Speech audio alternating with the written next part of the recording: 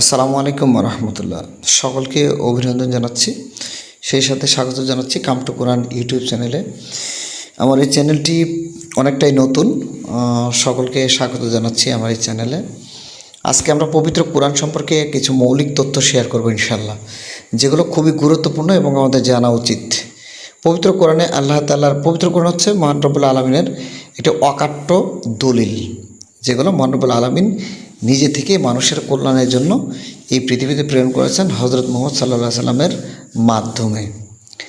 দেখেন, পবিত্র কোরআনে মোট সূরার সংখ্যা রয়েছে 114টি, যেখানে 30টি খণ্ডে বিভক্ত এবং আয়াতের সংখ্যা রয়েছে 6236।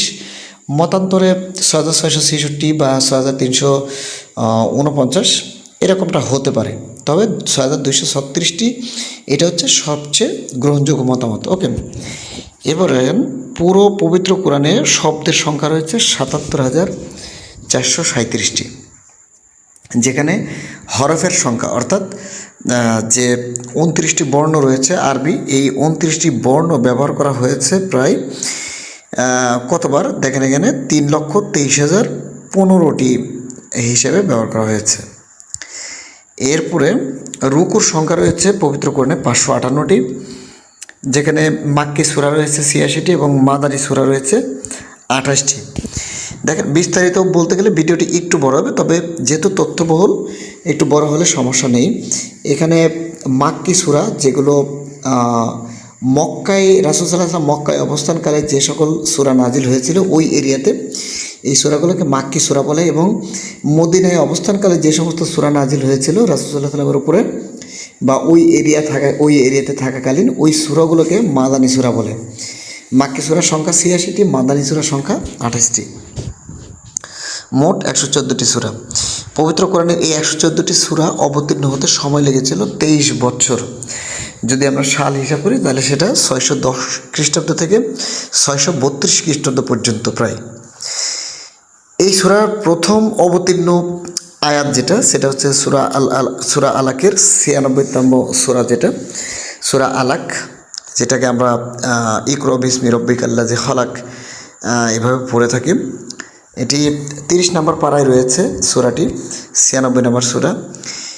এবং সর্বশেষ যে আয়াতটি নাজিল হয় সেটা হচ্ছে সূরা আন-নাসর, 110 নম্বর সূরা, এটাও 30 নম্বর পারায় রয়েছে, খণ্ডে রয়েছে। ওকে, এরপরে দেখি কোরআনের বিষয়সমূহ। পবিত্র কোরআনের বিষয়গুলো, মৌলিক বিষয়গুলো আসলে কি কি এখানে আছে। ঈমান ও আকীদা সম্পর্কে পবিত্র কোরআনে ঈমান ও আকীদা, ইবাদত, নৈতিকতা ও চরিত্র গঠন, সমাজ ও রাষ্ট্র ব্যবস্থা, আইন কানুন, ইতিহাস ও শিক্ষণীয় ঘটনা, পরকাল, জান্নাত ও জাহান্নাম। পবিত্র কোরআনে সবচেয়ে বড় সূরা আল বাকারা, যেটি পবিত্র কোরআনে 2 নম্বর সূরা, 2 নম্বর প্রথম 1 নম্বর খণ্ডে, যেটার আয়াত সংখ্যা হচ্ছে 286। এরপরে দ্বিতীয় সবচেয়ে বড় সূরা হচ্ছে সূরা আল ইমরান। এর পরেরগুলো খুব একটা ইম্পর্টেন্ট মনে করছে না। এরপর দেখি সবচেয়ে বড় আয়াত হচ্ছে পবিত্র কোরআনে আয়াতুল কুরসি, সূরা আল বাকারার 2 নম্বর সূরা, আয়াত নম্বর 255। এরপরে রয়েছে সবচেয়ে ছোট সূরা, পবিত্র কোরআনের সবচেয়ে ছোট সূরা, সূরা আল কাউসার, এটাও 30 নম্বর খণ্ডে রয়েছে বা 30 নম্বর পাড়ায় রয়েছে, 108 নম্বর সূরা, যার মোট আয়াত সংখ্যা 3টি।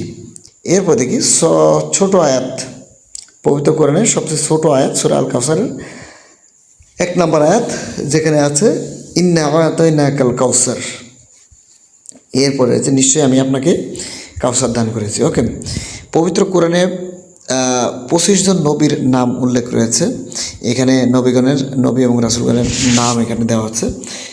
আপনারা হয়তো অনেকে জানবেন যে পবিত্র কোরআনের বর্ণনা অনুযায়ী এবং হাদিসের তথ্য অনুসারে এই পৃথিবীতে এই যাবৎকালে 1,24,000 পয়গম্বর প্রেরণ করা হয়েছে, শুধুমাত্র মানুষের কল্যাণে তথা মহান রব্বুল আলামিনের শ্রেষ্ঠত্ব বা একত্ববাদ হচ্ছে মানুষকে জানানোর জন্য। ওকে, তো আগেই বলেছি আমার এই চ্যানেলটি নতুন,